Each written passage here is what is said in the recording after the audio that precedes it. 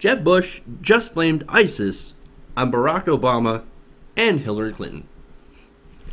Now, the remarks from the former governor of Florida and GOP contender come from a recent speech at the Ronald Reagan Library, where he called the Iraq War nothing more than a mere miscalculation. Oh yeah, that time where we invaded a sovereign country? Miscalculation. And he also argued that it's also Obama and Hillary's fault that after we invaded a sovereign country and basically destroyed the government, replaced it with our own puppet government and regime, that it's Obama and Hillary's fault that whole thing fell apart and now we have ISIS. Check out his statements from the Ronald Reagan Library speech. So why was the success of the surge followed by a withdrawal from Iraq, leaving not even a residual force that commanders and the Joint Chiefs knew was necessary?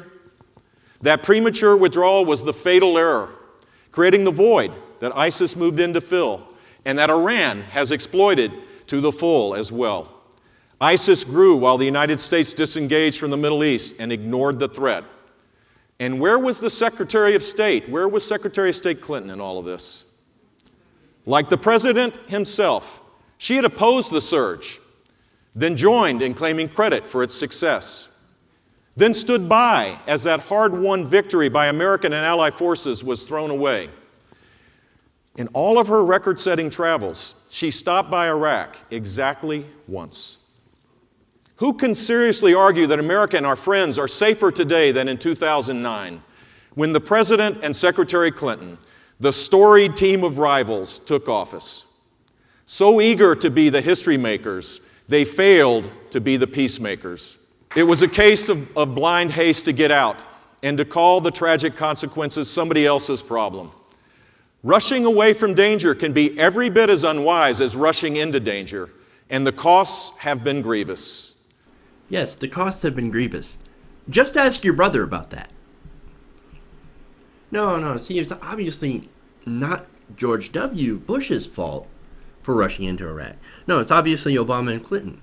It's their fault, because they fucked up when they signed the Status of Forces Agreement in 2008. Oh, wait, no, they didn't. That was actually George W. Bush. Oops. But Obama wanted to get our troops out of Iraq so badly that he actually tried to convince Iraq to let us keep 10,000 troops there in the country. But no, he wanted to rush away. Blind haste to get out. The Iraqis are actually the ones that kicked us out because we insisted that the troops have legal immunity if they actually committed crimes in Iraq. Now, that's not going to fly with the government, and it didn't. It didn't fly with their government, so as a consequence, most of our soldiers left. That's not from our lack of trying. Obama tried to get troops to stay and bases to be open.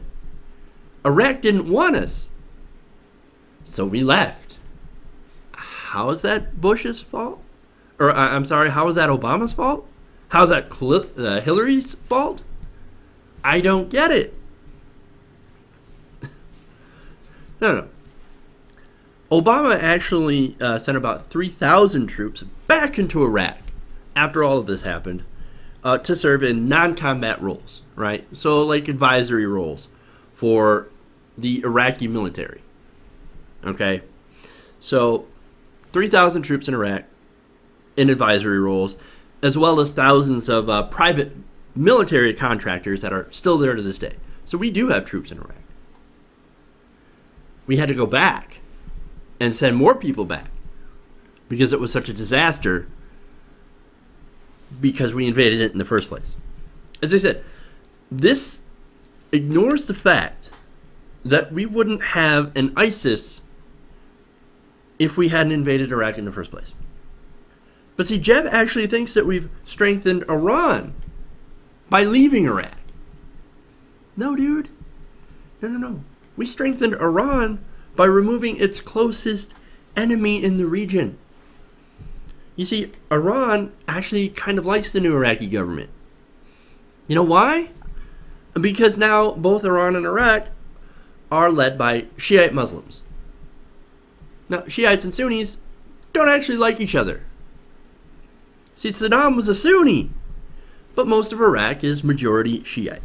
Most of Iran, also majority Shiite. So not only did Trump number 2 create ISIS, but he also helped strengthen Iran in the region. Not to mention all the innocent people that were killed as a result of our foreign intervention. But no. Let's not get into the nuance of facts. Let's just blame Obama and blame Clinton for actually getting us out of where we shouldn't have been in the first place. Thanks, Obama. And also, thanks, Hillary.